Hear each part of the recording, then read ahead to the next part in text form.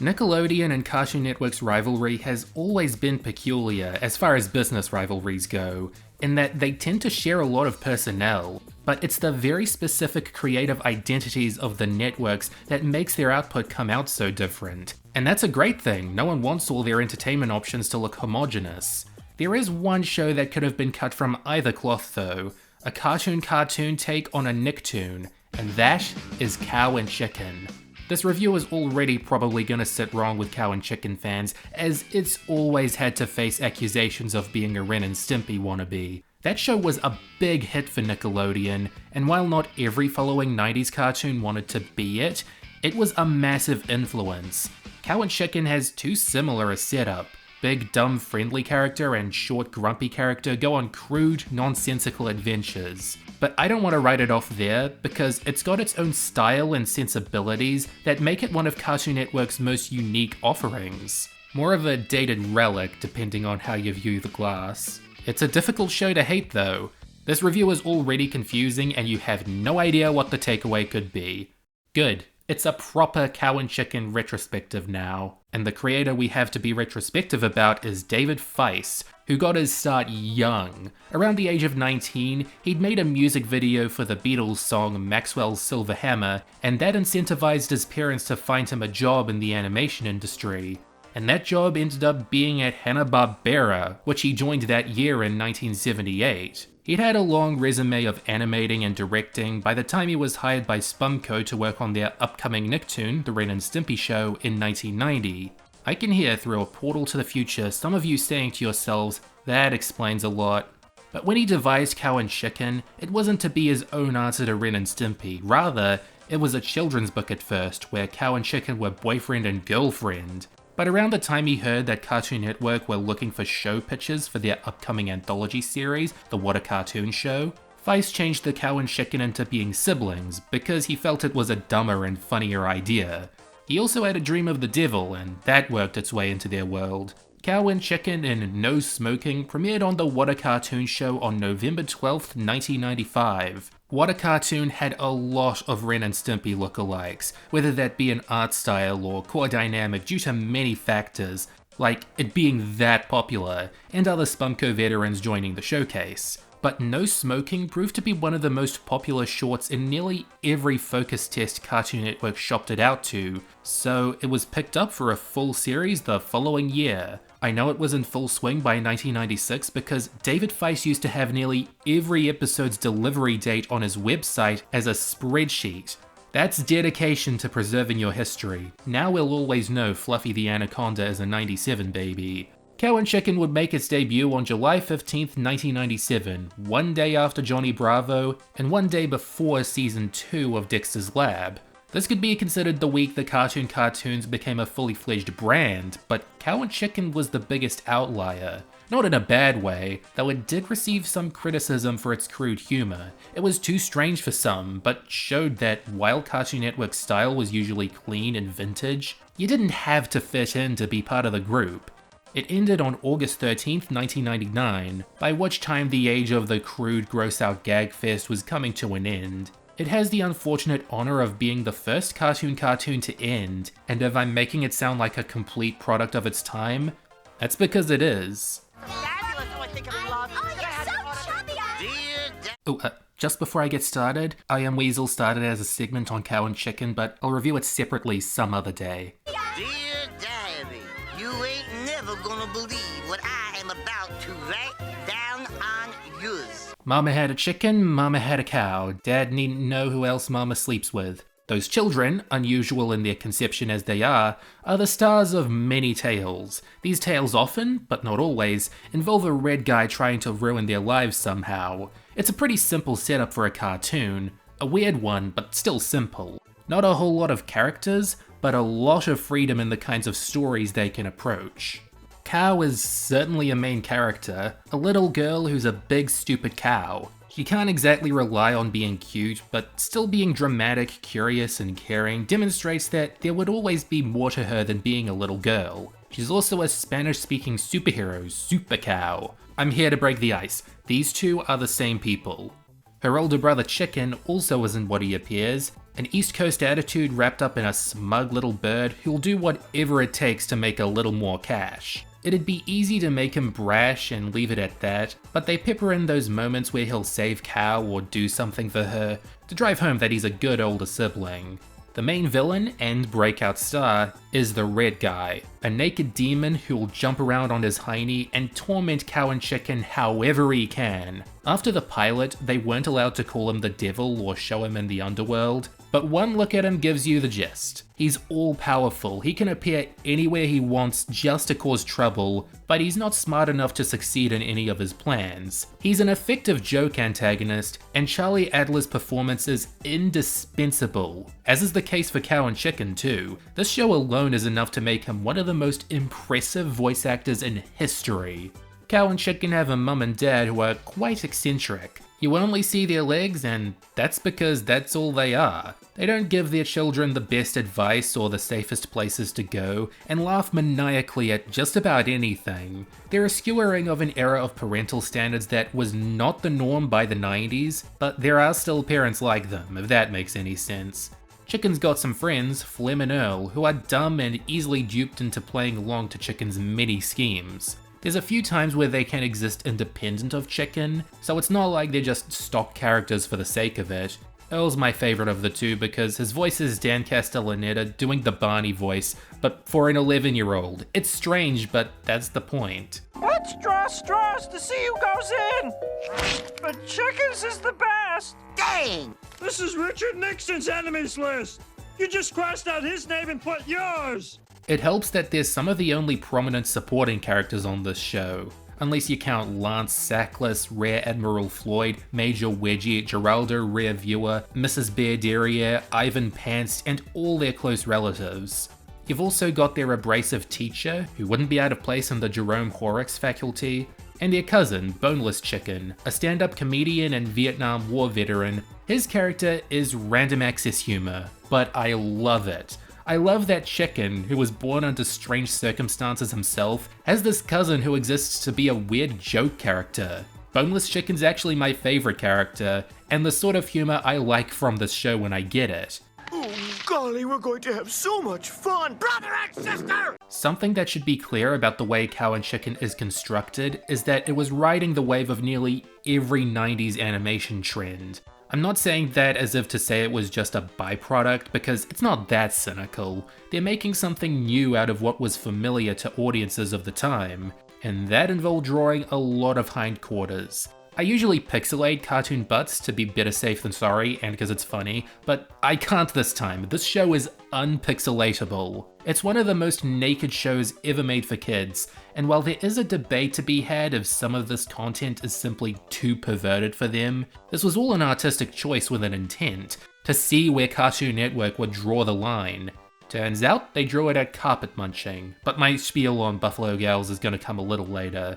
This show may be crass sometimes, but this writer's room of artists was clearly being given a lot of creative freedom, and that manifested in some more universally enjoyable ways. Silly is the name of the game, with many of the premises being either extreme from the off, or simple tasks that quickly become extreme. How else will they get the silliest possible jokes? The main settings are generic suburbia, so there's always a good excuse to get the characters out of there.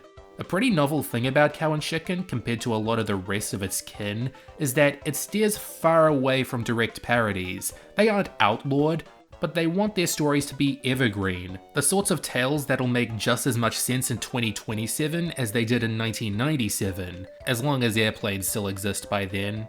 This writing section has mostly been about the plots, which should tell you where the characters rank in their priorities. Make no mistake, they've all got strong personalities, but I always get the feeling the scenarios and jokes are given slightly more focus. Not a terrible thing for one of these zany gagfest shows, I want to make that clear. But there are shows before and after this that have a greater balance on characterization, and that's the approach I personally prefer. So if you're here for the funny and the strange, Cow and Chicken won't leave you hungry. It's not my very favourite thing, but that doesn't mean I can't tolerate it. It still works on me sometimes. And this is a cartoon, so it gets a lot of points for how good the animation is. David Feiss's artistic style is on display at all times, with its sharp and thick designs and half-scratchy, half-painted look. And it stays consistent from the start to the end of the show. Many other cartoons start off with the creator's fingerprints all over it, but eventually evolve to be more standard and uniform. But Cow and Chicken doesn't feel like it ever loses the Feiss feeling, which is very important for a creator-driven field like this. I want to remind you, this was all animated at Hanna-Barbera. I struggle to remind myself of that sometimes because it's such a stark departure from their usual art style and animation techniques. But I couldn't be happier they took the plunge. And I don't know if it's the telescene talking, but this generally feels like a warm show. A lot of reds and yellows in its color palette, with the blues mostly being in the aqua and purple ranges. It's the show with the red guy. Why complain if it feels like a red show? Wanna play roll chicken up in your mattress? No, I do not choose to play no stupid cow game. We have here a show that ran for 4 seasons with 13 half hours apiece. But minus the I Am Weasel segment, that makes it less than that, 52 sets of 2 by 7 minutes. Cow and Chicken is not a long-running show. These were all aired in the span of 2 years and 1 month. There are slight changes in animation quality across the 4 seasons, with the budgeting slowly improving, but seasonal trends are hard to spot. There's not much separating a season 1 episode from a season 4 episode from a macroscopic distance. The biggest differences in a season 1 episode are the usual, everything still feeling quite new, taking this little pilot and crafting a bigger world around it. The parents become more prominent just as they become more unhinged. There's a bit of Ren and Stimpy-esque criticism of so-called greatest generation parenting, but you might be happy to know it feels less personal here. Red Guy's plans start off evil, but gradually become more cartoonishly so. They're figuring out how to make him funnier every week, and that leads into a more bonkers second season. Don't let him get me! Don't let him get me! They're not after you! This one has a more absurd tone to everything, which comparing anything to the last season might sound strange, but I get the vibe season 2 depicts the Cow and Chicken creative team at their most free. This didn't come without consequences though, as this was the season with Buffalo Gals. It only aired once, and David Feiss has since expressed some regret over it due to the offense it caused. But Buffalo Gals is just a symptom of a bigger trend. Season 2 is the tongue sandwich in Lance Sackless season 2. They liked to get touchy now, and I'll leave it at that. Hey, everybody! Free trailer! This season's already intriguing me, but it's more of the same from season 2, if a bit more controlled. A little less innuendo, as if they were now wary of any trouble they could further get into. Towards the end of the season, more focus is finally given to the characters and having them go through something more meaningful than a bunch of jokes. And that leads into season 4. In my opinion, the best of the show. Guys, I'd like to introduce you to our cousin, Black Sheep. I'm most honored to make your acquaintance.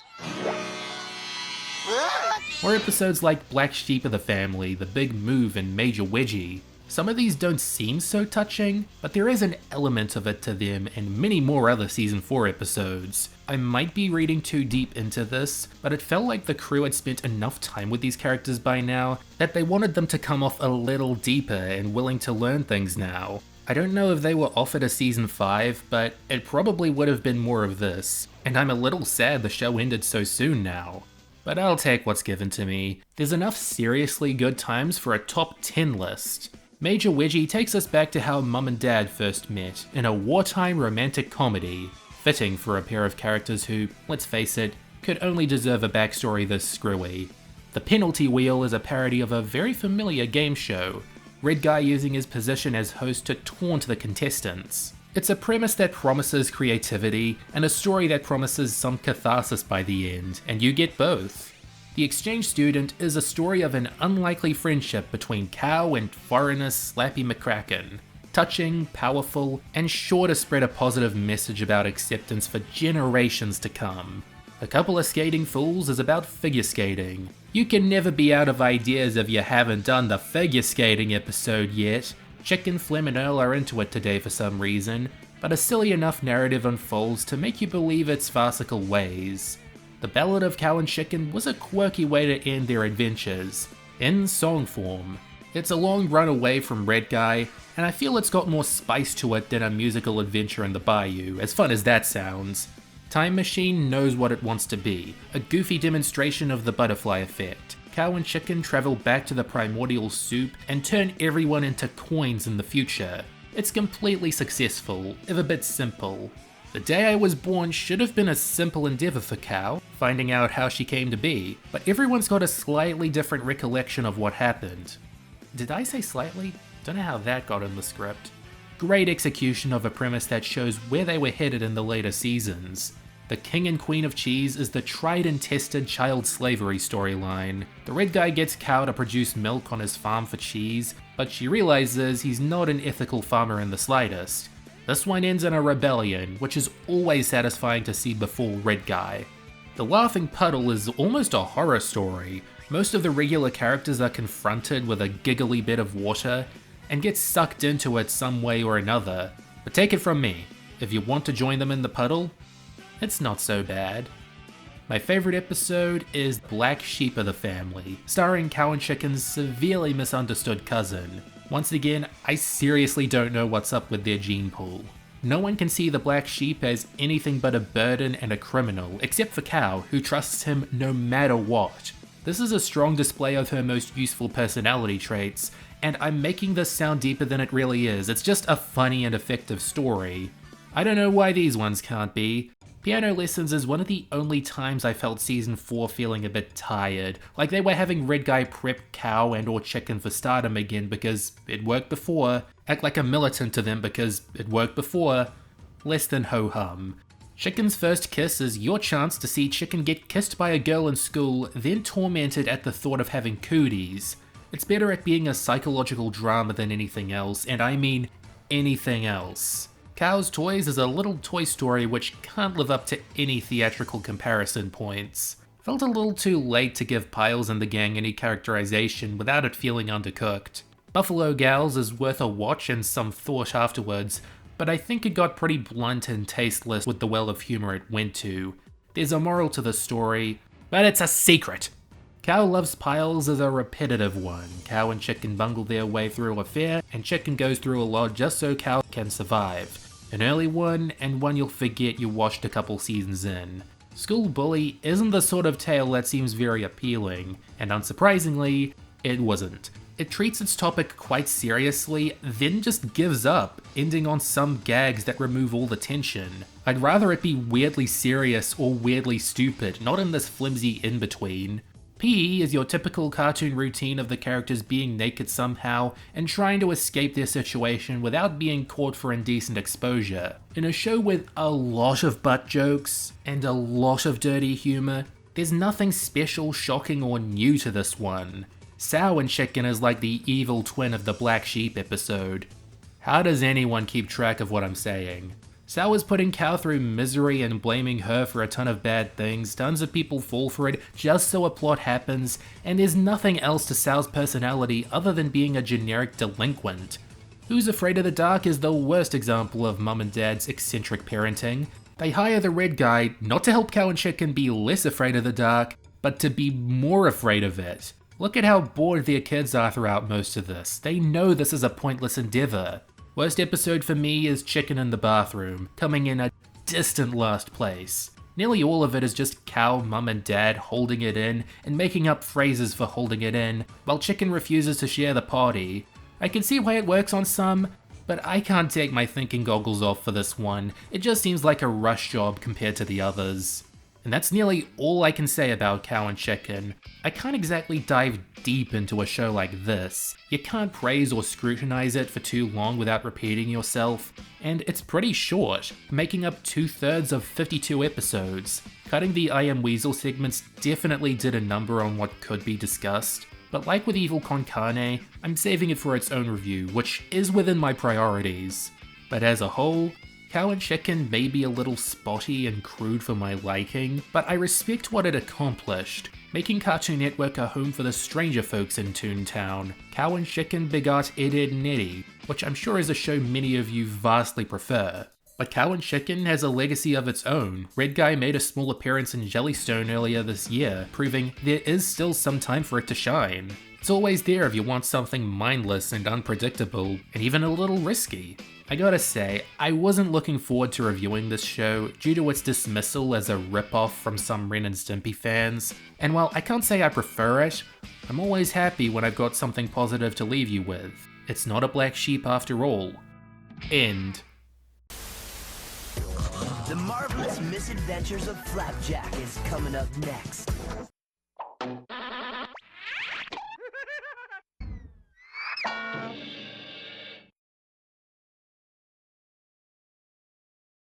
I, Al Heine, will now teach you how to bow well.